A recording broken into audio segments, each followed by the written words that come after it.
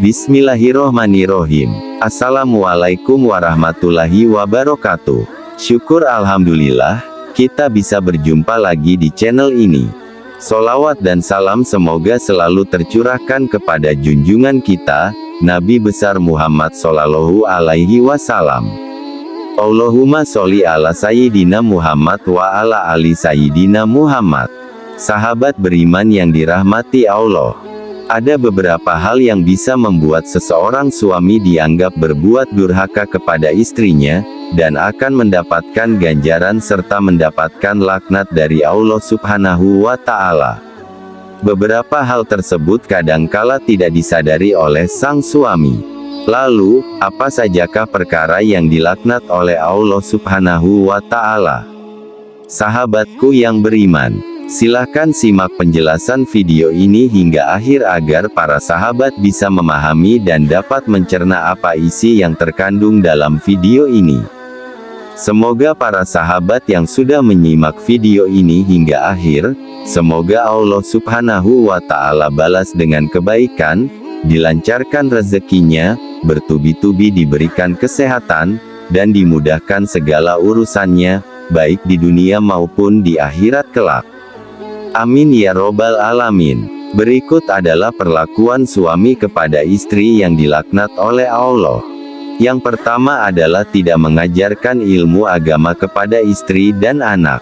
Mengajarkan ilmu agama kepada istri dan anak adalah kewajiban bagi suami karena suami berkewajiban memelihara diri dan keluarganya dari pedihnya siksa kubur dan siksa api neraka.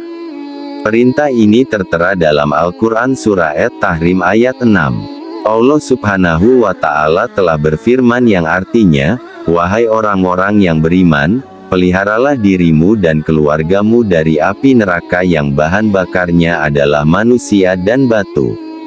Penjaganya malaikat-malaikat yang kasar dan keras yang tidak durhaka kepada Allah terhadap apa yang Dia perintahkan kepada mereka dan selalu mengerjakan apa yang diperintahkan.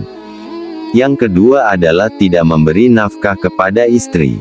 Seorang istri berhak mendapatkan 3 nafkah dari suami, yaitu lahir, batin, dan pribadi. Rasulullah Shallallahu Alaihi Wasallam telah bersabda, seseorang dipandang berdosa bila ia melantarkan belanja orang yang menjadi tanggung jawabnya. Hadits riwayat Imam Abu Daud, Imam Muslim, Imam Ahmad, dan Imam Tabrani. Kedudukan seorang suami di dalam rumah tangganya adalah menjadi pemimpin yang memiliki kewajiban untuk memberi nafkah lahir dan batin. Suami juga memiliki tanggung jawab untuk menjadi pelindung, pengayom, pembimbing, serta teladan bagi istri dan anak-anaknya. Yang ketiga adalah tidak merasa cemburu. Kewajiban suami bukan hanya sebatas memberi nafkah lahir dan batin, lalu ia mengabaikan kebaikan agama di tengah-tengah keluarganya. Bila hal ini terjadi, maka ia termasuk seorang suami yang dayus. Dalam hadis yang diriwayatkan oleh Imam Ahmad, ada 3 golongan manusia yang Allah Tabaraka wa Ta'ala mengharamkan surga bagi mereka, yaitu pecandu khamar, orang yang durhaka kepada kedua orang tuanya, dan dayus yang membiarkan kefasikan dan kefaziran dalam keluarganya. Hadits riwayat Imam Ahmad dan Imam Ibnu Hajar al-Asqalani menjelaskan bahwa makna adayus adalah seorang suami atau bapak yang membiarkan terjadinya perbuatan buruk di dalam keluarganya. Lalu, yang keempat adalah menyebarluaskan aib istri. Rasulullah Shallallahu Alaihi Wasallam bersabda, sesungguhnya di antara orang yang paling buruk kedudukannya di sisi Allah pada hari kiamat kelak adalah seseorang yang menggauli istrinya, dan istrinya menggaulinya, kemudian dia menyebarkan rahasia-rahasia istrinya. Hadits riwayat Imam Muslim. Yang kelima adalah berjima ketika istri haid atau melalui dubur. Dari Ibnu Abbas, radhiyallahu anhu, berkata, Umar bin Khattab datang kepada Rasulullah Shallallahu Alaihi Wasallam dan ia berkata, "Ya Rasulullah, saya telah binasa." Beliau bertanya, "Apa yang menyebabkan kamu binasa?" Kemudian ia menjawab, "Semalam saya telah membalik posisi istriku, akan tetapi dia tidak menjawab sedikit pun." Lalu Rasulullah Shallallahu Alaihi Wasallam bersabda, "Istri kalian adalah ladang bagi kalian, maka datangilah ladang kalian itu di mana dan kapan saja kalian inginkan." Selanjutnya, beliau bersabda, "Datangilah dari depan atau belakang, tapi jauhilah dubur, dan ketika haid." Hadits riwayat Imam Tirmidzi. Lalu, yang keenam adalah tidak mau membantu dalam pekerjaan rumah tangga. Dalam hadis, baginda Rasulullah Shallallahu Alaihi Wasallam dalam makmumnya beliau, Rasulullah membantu pekerjaan istrinya, dan jika datang waktu salat, maka beliau pun keluar untuk salat. Hadits riwayat Imam Bukhari. Lalu, yang ketujuh adalah memiliki perasaan benci kepada istri. Rasulullah SAW bersabda, "Janganlah seseorang suami yang beriman membenci istrinya yang beriman.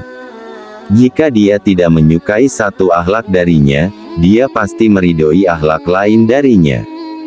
Hadits riwayat Imam Muslim. Lalu, yang kedelapan adalah menyakiti istri secara fisik. Rasulullah Shallallahu Alaihi Wasallam bersabda, "Hendaklah engkau memberinya jika engkau makan, memberinya pakaian jika engkau berpakaian, tidak memukul wajah, tidak menjelek-jelekkannya." Hadits riwayat Imam Ibnu Majah. Lalu, yang kesembilan adalah membiarkan istri bekerja untuk suaminya. Rasulullah Shallallahu Alaihi Wasallam bersabda, "Tidak akan beruntung suatu kaum yang dipimpin oleh seorang wanita." Hadits riwayat Imam Ahmad, Imam Bukhari, Imam Tirmizi, dan Imam Nasai. Lalu, yang terakhir, yang ke-10 adalah meremehkan kedudukan istri. Dosa berikutnya dari suami adalah meremehkan kedudukan istri karena suami merasa sudah memberi nafkah lahiriah sehingga sewenang-wenang meremehkan istrinya. Para sahabat beriman, itulah 10 dosa besar suami kepada istri yang akan dilaknat oleh Allah Subhanahu wa Ta'ala di akhirat kelak.